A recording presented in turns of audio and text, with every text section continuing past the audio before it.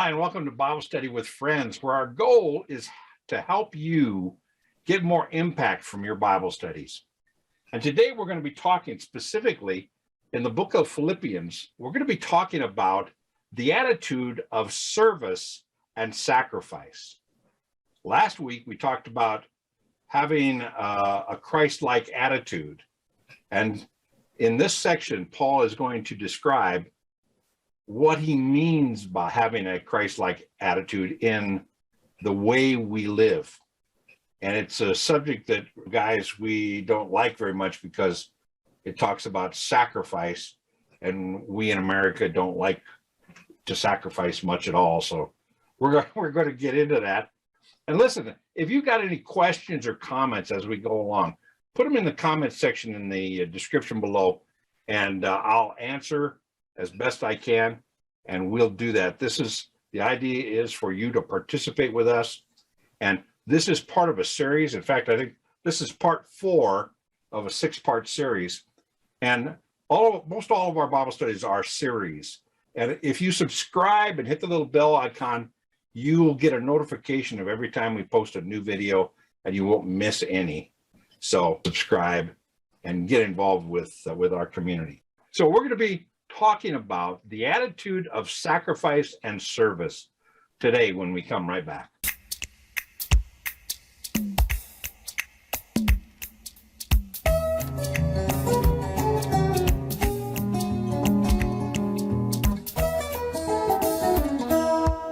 Hi, and welcome back to Bible Study with Friends. This is a real Bible study with real friends. I'm here with my friends Allie and Natalie, and we are continuing our series in the book of Philippians. We're going to be finishing chapter 2 today as we go.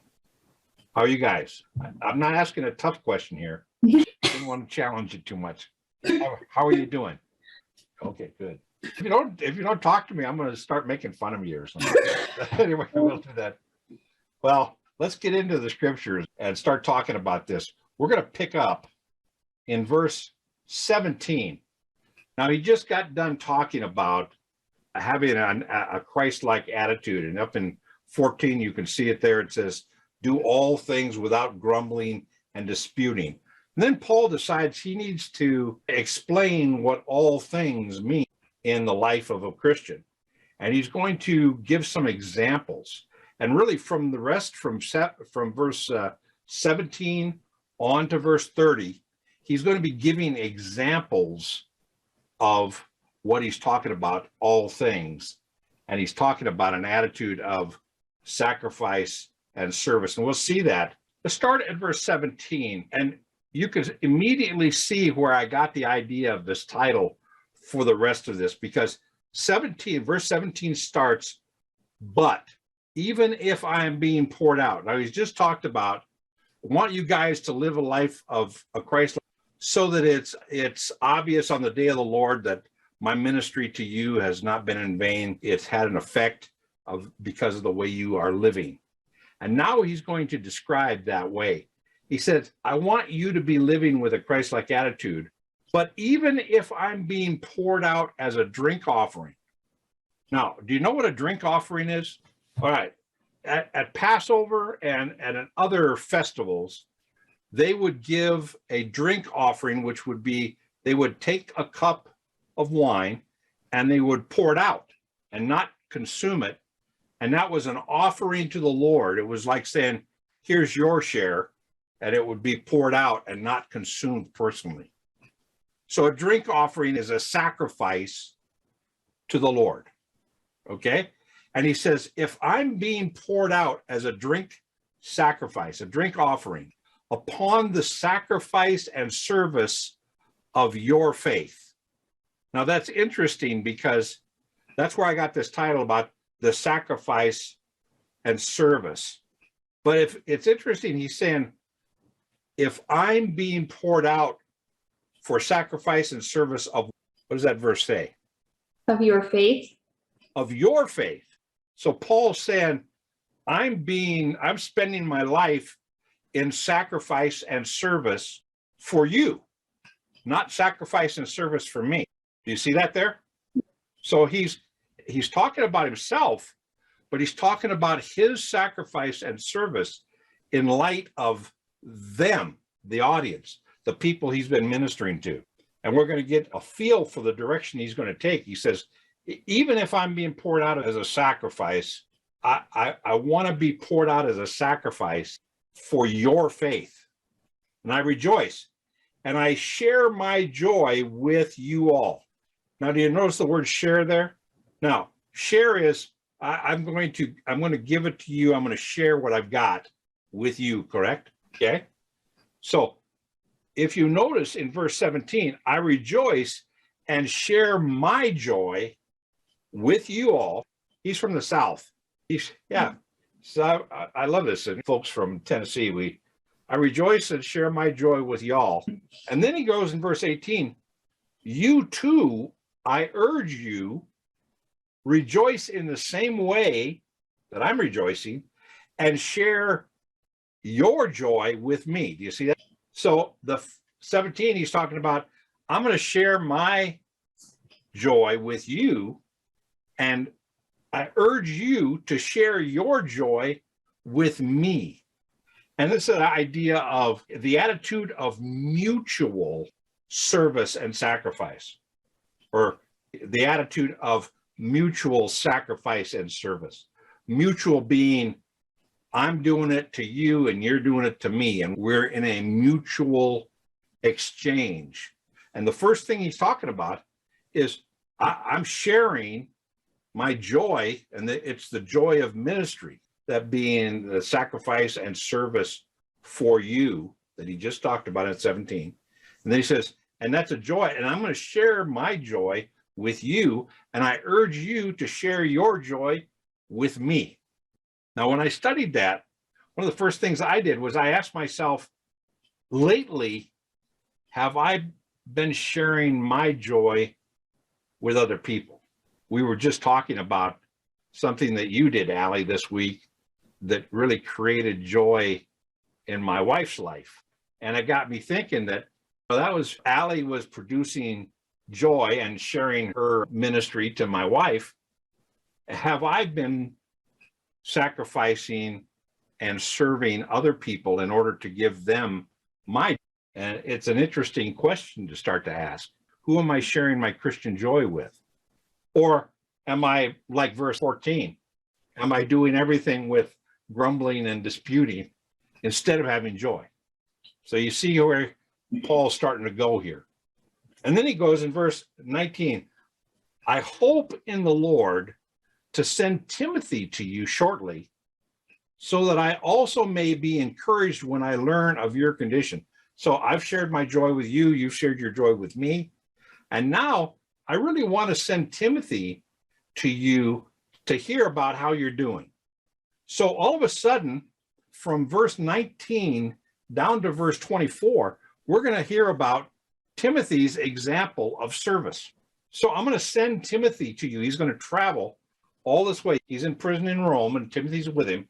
He's going to travel all the way across into Greece and all the way up to Philippi just to see how they're doing.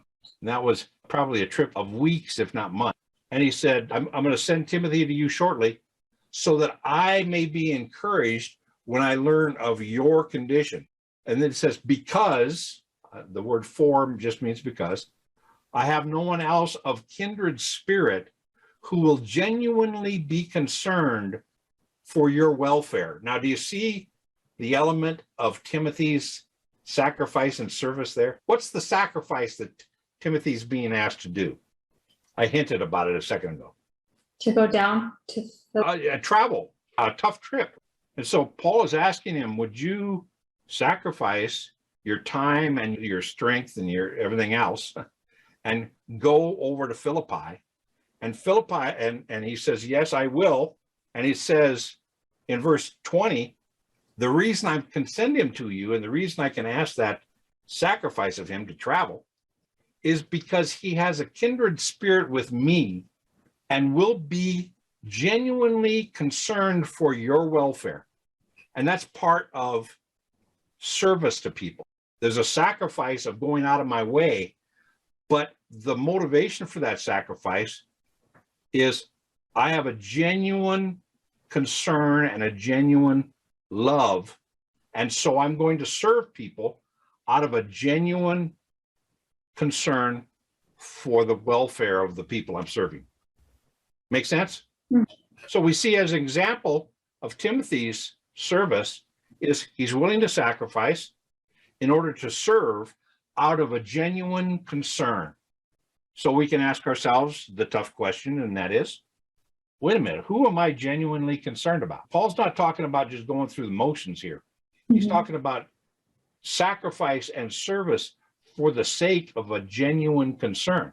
I know a guy who works with kids in our church. I can't work with kids.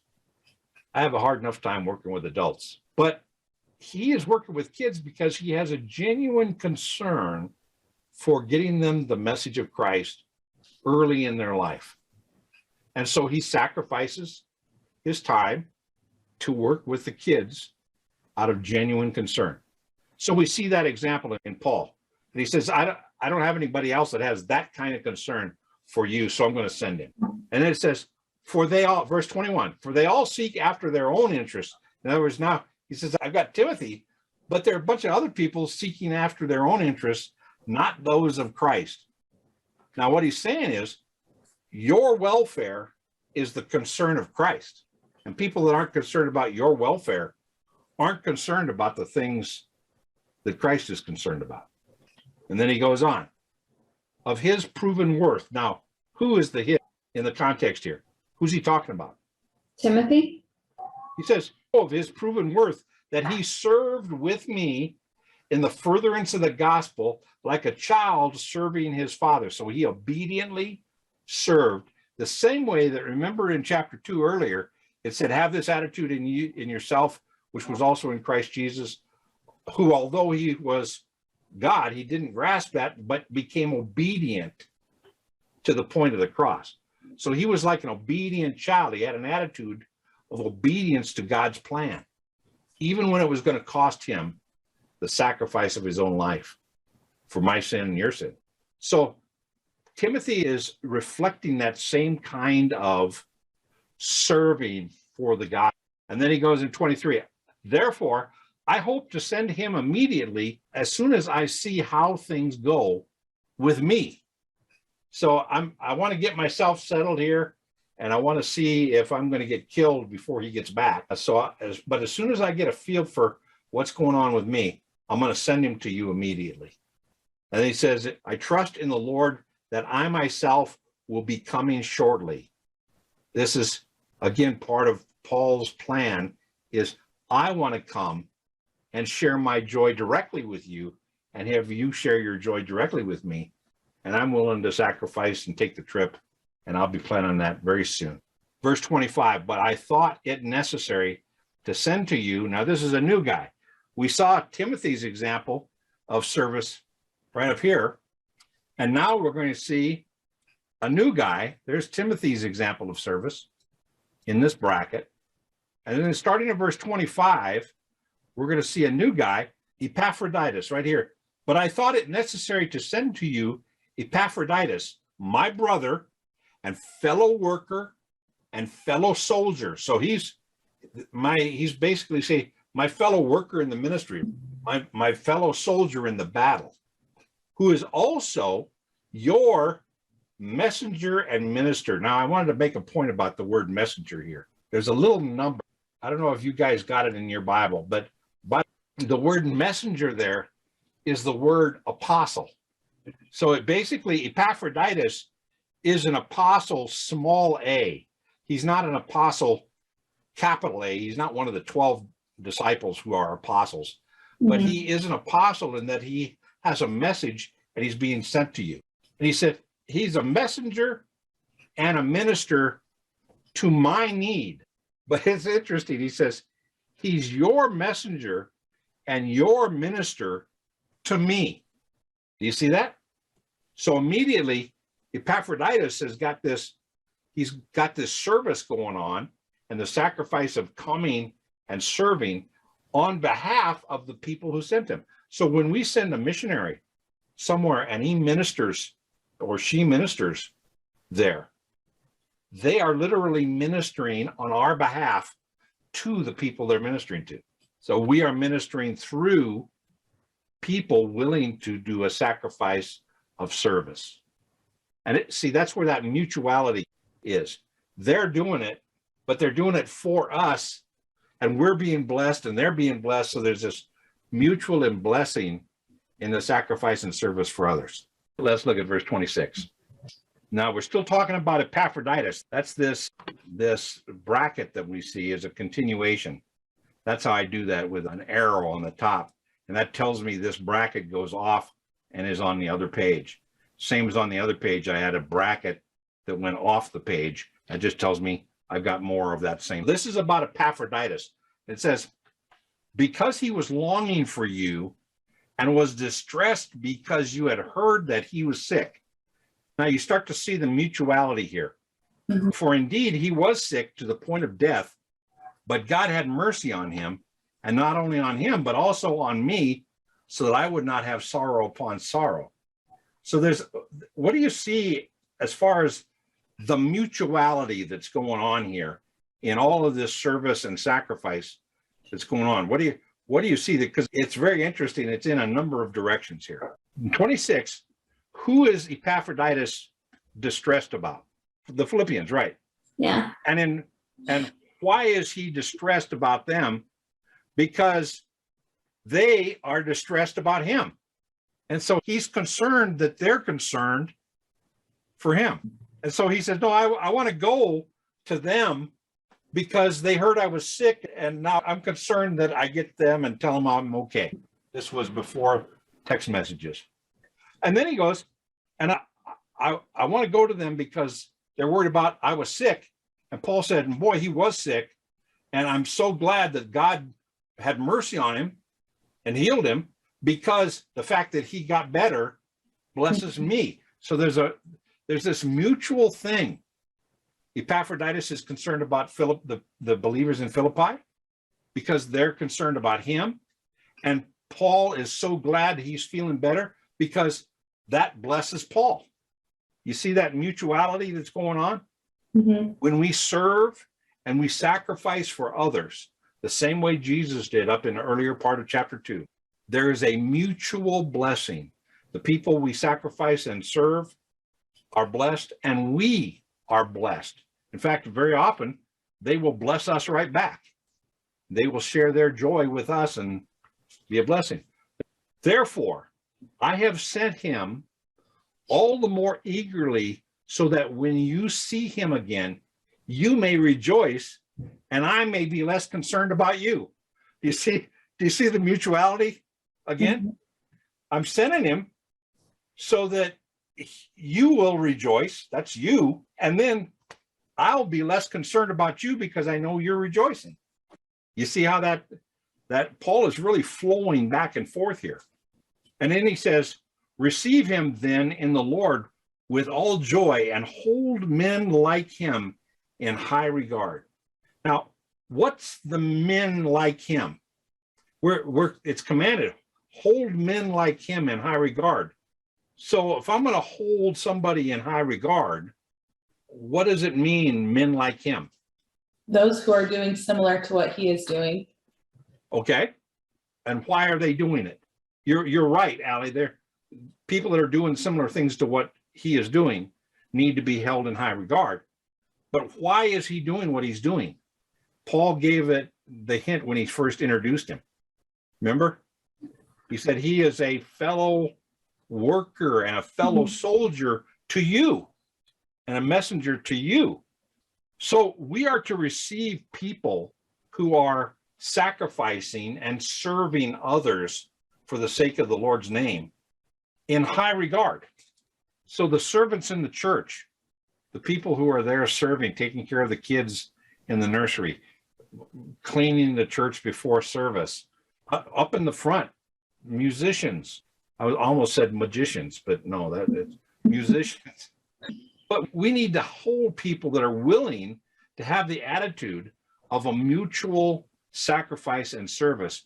We are to hold those people in high regard because he came close to death for the work of Christ. Now down to that last verse 29, it's receiving people who are willing to do the sacrifice of service and holding them in high regard, because he, and this is again back to the specific, this is people like him as general, but now because he was close to death for the work of Christ, risking his life to complete what was deficient in your service to me.